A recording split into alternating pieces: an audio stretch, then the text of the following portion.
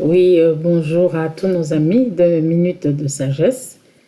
Nous sommes ensemble pour partager notre thème sur les amitiés. Voilà. C'est un thème qui est important, surtout pour nos amis les jeunes. Et nous allons voir un peu ce qui est important dans les amitiés, pourquoi les amitiés, comment gérer nos amitiés. Voilà, alors nous allons prendre ce verset de 1 Corinthiens 15, 33. 1 Corinthiens 15, 33 nous dit ceci: ne vous y trompez pas, les mauvaises compagnies corrompent les bonnes mœurs. Voilà, ne vous y trompez pas, les mauvaises compagnies corrompent les bonnes mœurs. Mais en fait aussi, ça veut dire que euh, les bonnes compagnies alors vont améliorer les bonnes mœurs. Donc la compagnie, mon ami, c'est quelque chose de très important. Ton amitié, qui est-ce que tu fréquentes? Voilà. La qualité des personnes que tu fréquentes, eh bien, ça va vraiment influencer ta manière de vivre, ça va influencer ta personnalité. Voilà, c'est pour ça que tu ne dois pas te promener avec n'importe qui. Tu dois te promener avec des personnes qui vont t'aider à devenir meilleur. C'est ça le but de l'amitié. D'abord, nous allons rentrer sur le verset de la Bible qui nous parle de l'importance justement de l'amitié. C'est Genèse 2, 18. Bon, on emploie ça pour les mariages souvent, mais c'est un verset qui marche avec la société en fait, avec la compagnie, l'amitié aussi. Nous voyons dans Genèse 2, 18, nous voyons que c'est Dieu qui dit: il n'est pas bon que l'homme soit seul, je lui ferai une aide semblable à lui. Il n'est pas bon que l'homme soit seul. C'est sur ce verset que la société est bâtie, c'est sur ce verset que la société est fondée. Donc l'homme est un être social. Voilà. Nous n'avons pas été créés pour être des ermites, hein, c'est-à-dire vivre tout seul sur le sommet d'une montagne ou dans le fond d'une cave, tout seul, sans aucun contact avec qui que ce soit. Ça, ce n'est pas du tout ça, le plan de Dieu. Voilà, le plan de Dieu pour l'homme, c'est avoir une vie sociale, des relations sociales, et ça commence avec la famille. On a des parents, c'est important parce que nous avons besoin de recevoir l'affection, nous avons besoin de recevoir une certaine éducation, et ça vient des parents. Et nous avons besoin des frères et sœurs pour apprendre à vivre en communauté. Ça, c'est très important. Ensuite, en dehors de la famille, nous avons alors les amis. Nous avons les amis à l'école, nous avons les amis du quartier, nous avons des amis. Nous allons rencontrer des gens et avec certaines personnes, on va former des liens assez profonds. Voilà. Mais avant de former des liens profonds avec les gens, il faut savoir d'abord qui tu es, quelles sont tes valeurs à toi. Voilà. Parce que tu ne vas pas aller te promener avec des gens qui n'ont pas les mêmes valeurs que toi. Quelles sont tes valeurs à toi d'abord, toi, dans la vie?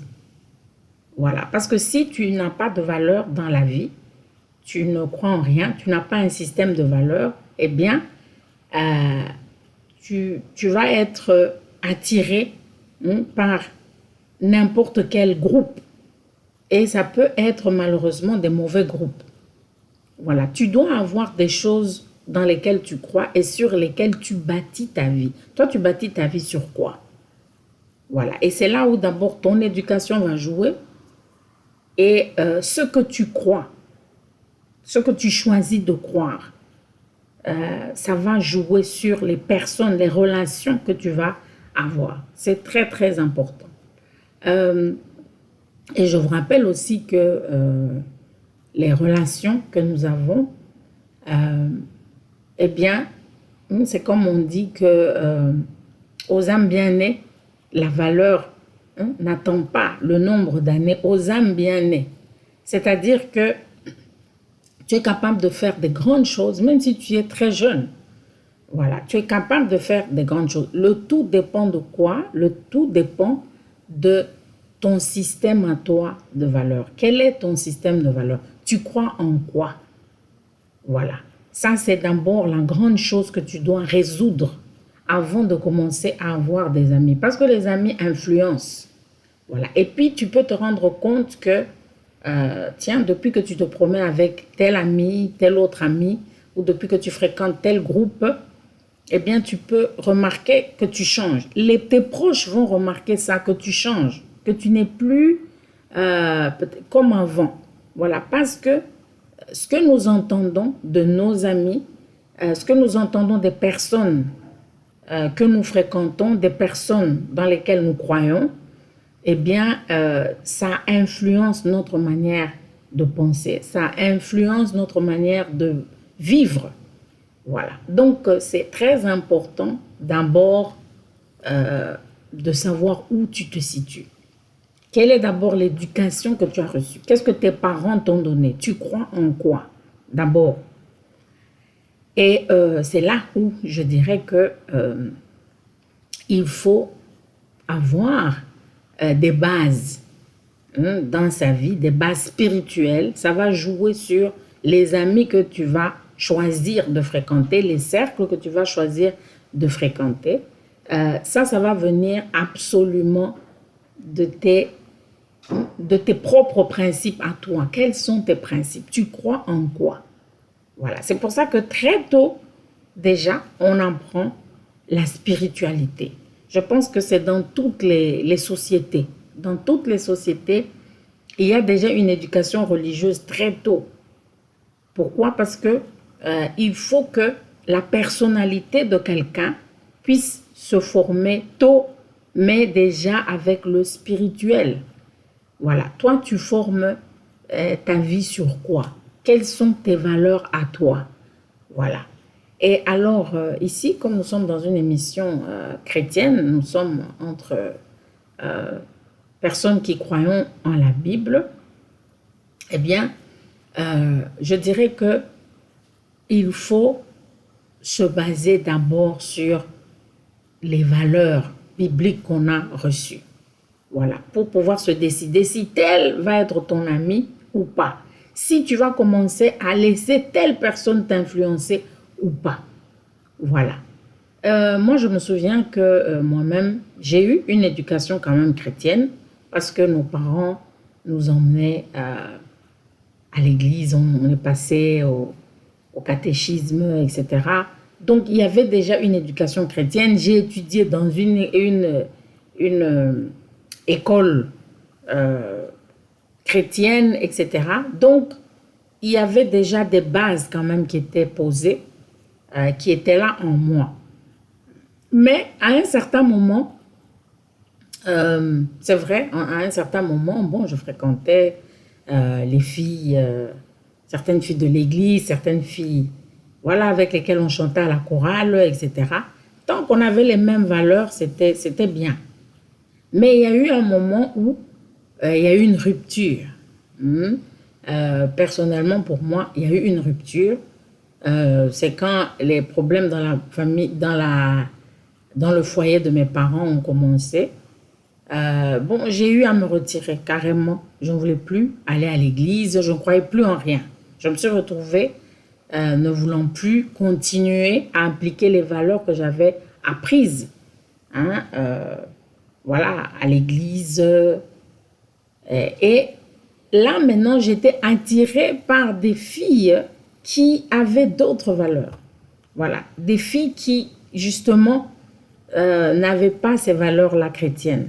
C'était maintenant celle-là qui m'attirait. Avant, ma compagnie, c'était des filles avec lesquelles on allait à l'église, on a été au catéchisme ensemble, on va dans la même école, où on recevait pratiquement, c'était presque la même éducation qu'on avait.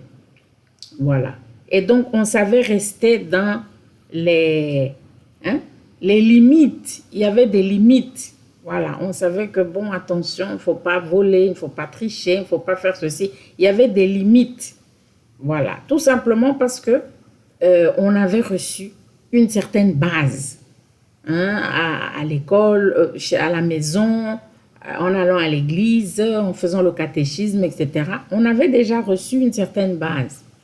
Voilà. Mais à partir du moment où il y a eu cette rupture-là, eh bien, je ne cherchais plus ce genre-là d'amis. Voilà. Maintenant, je cherchais des gens qui vivaient en dehors de cette éducation chrétienne qu'on avait eue. C'était ça maintenant qui m'attirait. Je préférais des gens qui ne parlaient pas du tout de l'Église ou qui ne se référaient pas à leur éducation chrétienne. C'était celles-là qui étaient devenues mes amis, c'était ceux-là qui étaient devenus mes amis. Et j'ai commis beaucoup d'erreurs, bien sûr. Comme ça, je me suis retrouvée en train de pratiquer ce que je considérais comme des antivaleurs. Avant, je trouvais que non, ça, c'est pas bien. Voilà. Pourquoi est-ce que j'arrivais à déchiffrer le bien du mal, le mal du bien? C'était grâce à mon éducation chrétienne. Voilà. Là, j'arrivais, je savais que non, ça, c'est pas bien, etc. Je savais déchiffrer, je savais voir. Mais à partir du moment où je suis sortie de ce milieu-là, à partir du moment où je me suis dit non, non, non, je ne veux plus suivre ça. Je veux être réaliste, je veux explorer autre chose. Eh bien, je me suis retrouvée justement avec des amis qui avaient une toute autre manière de penser, une toute autre manière de réfléchir. Et donc, je suis devenue comme ces gens-là. Voilà. J'ai laissé ces gens-là m'influencer. J'ai accepté d'autres valeurs qui n'étaient pas les valeurs que mes parents m'avaient inculquées, qui n'étaient pas les valeurs que j'avais reçues au catéchisme, par exemple, qui n'étaient pas les valeurs que j'avais reçues à l'école, parce que nous étions dans une école chrétienne. Voilà. Et je me suis retrouvée en train de vivre une autre vie. Je me suis retrouvée en train de vivre une vie que je condamnais avant. Voilà. Je vivais comme des personnes que je ne comprenais pas avant, que je condamnais avant. Maintenant, j'ai commencé à vivre comme eux. Ma morale a changé. Voilà. Tout simplement parce que moi-même, maintenant, j'avais d'autres valeurs pour la vie. Il y avait d'autres choses dans lesquelles je croyais. Donc, à cause de ça, maintenant, j'ai commencé à chercher des gens qui réfléchissaient comme moi, qui avaient les mêmes attitudes dans la vie que moi, des attitudes de rébellion. Voilà. Et je me suis retrouvée emportée dans une vie que vraiment, je n'aurais pas voulu vivre avant de changer. Voilà. Donc, c'est très important de savoir avec qui tu vas te mêler, avec qui tu vas discuter, échanger, partager. De qui est-ce que tu vas recevoir des avis? Qui est-ce que tu vas laisser t'influencer? C'est très important de le savoir parce que c'est toi qui vas décider ça. En grande partie, on décide ça nous-mêmes. Voilà. Mais avant ça, il faut déjà d'abord savoir en quoi est-ce que tu crois. Voilà. Si tu crois dans certaines valeurs, tu crois dans les valeurs bibliques, tu crois dans des valeurs chrétiennes, tu crois dans des valeurs, voilà, des valeurs bibliques, des valeurs chrétiennes, tu as des valeurs morales, tu as certaines valeurs morales qui viennent de la parole de Dieu, eh bien, ça, maintenant, ça va t'aider à ne pas aller chercher des amitiés n'importe où. Voilà, tu dois chercher des amitiés qui vont dans le sens de ce en quoi tu crois. C'est très important. Sinon, tu vas te retrouver en train de vivre une vie que tu n'aurais jamais voulu vivre, en fait. C'est ça. On se retrouve influencé de telle manière qu'on va vivre une vie qu'on ne voulait pas. Donc, très important de savoir avec qui nous sommes amis. Mais pour savoir avec qui nous sommes amis, nous devons connaître quelles sont nos valeurs à nous. Voilà. Souvenons-nous que nous recevons une éducation très tôt. C'est pour que nous soyons capables assez tôt de discerner certaines choses. On dit que l'âge de raison pour un homme, c'est 7 ans. Pour les enfants, déjà, l'âge de raison, c'est 7 ans. À partir de l'âge de 7 ans, eh bien, il peut connaître ce qui est bien, ce qui est mal. S'il est enseigné, l'enfant, s'il est bien enseigné, il pourra faire la différence entre le bien et le mal. Il pourra avoir un certain sens de discernement. Voilà. Et à 12 ans déjà, dans certaines sociétés, à 12 ans, on trouve que l'enfant est déjà majeur sur le plan spirituel. C'est-à-dire que l'enfant peut prier, il peut entendre la voix de Dieu, il peut recevoir des choses de la part de Dieu. Et pourquoi? Parce que à 12 ans, s'il a été bien éduqué, s'il a été bien instruit, à 12 ans, l'enfant est capable de discerner. Il peut savoir ce qu'il veut, quelle est la direction qu'il veut avoir dans sa vie. Voilà. Donc, c'est très important. Quelles sont tes valeurs à toi? Quelles sont tes valeurs à toi? Qu'est-ce qui est important pour toi? Tu veux bâtir ta vie sur quoi? C'est toi qui dois d'abord définir ça avant maintenant de te laisser, influencer, par exemple, par des amis. Eh bien, tu dois d'abord savoir toi-même où est-ce que tu en es. Voilà, où est-ce que tu en es, qu'est-ce que tu crois. Ça, c'est ça le grand exercice qu'il faut faire et qui peut sauver la vie des gens. C'est très important de savoir ce qu'on veut dans la vie, pourquoi on veut ça. Pourquoi est-ce qu'on veut ça? Comment est-ce qu'on veut atteindre ça? Mais ce sont des valeurs qui sont spirituelles.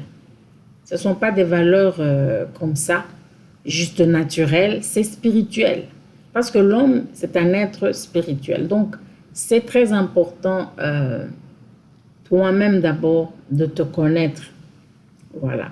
Moi, je suis de telle famille, j'ai été éduquée de telle manière.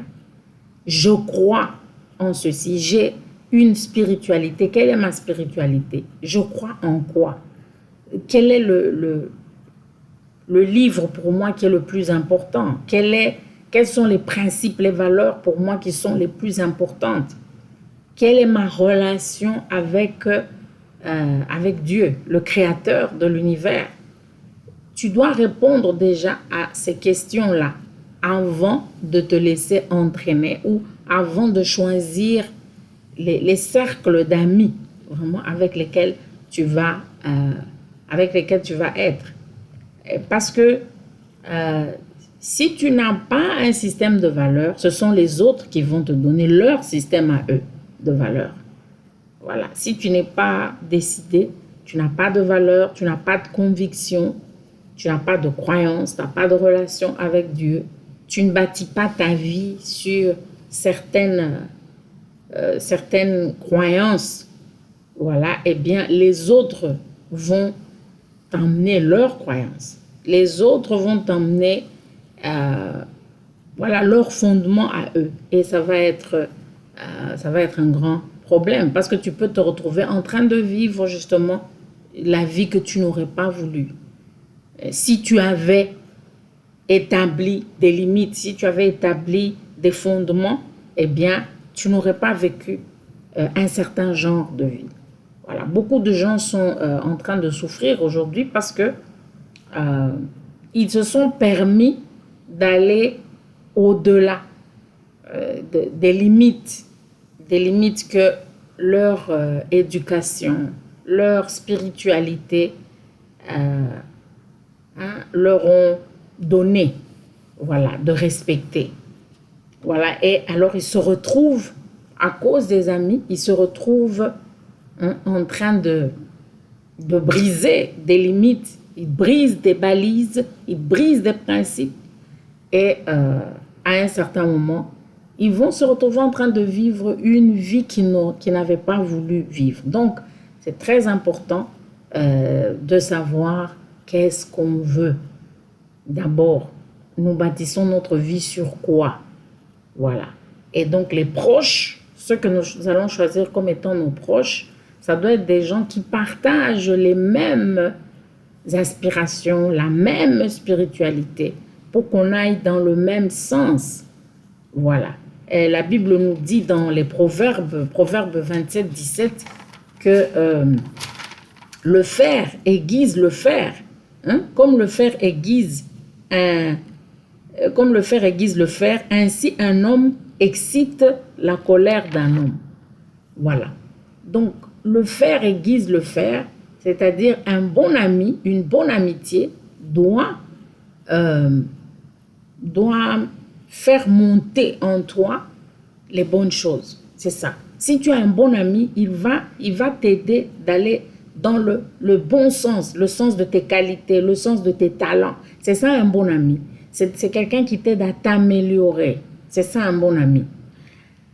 Mais un mauvais ami, lui, il va faire quoi? Il va venir, comment dirais, aiguiller, il va venir renforcer plutôt, il va venir renforcer le mauvais côté que tu as, tous les mauvais côtés que tu as, ou certains mauvais côtés que tu as.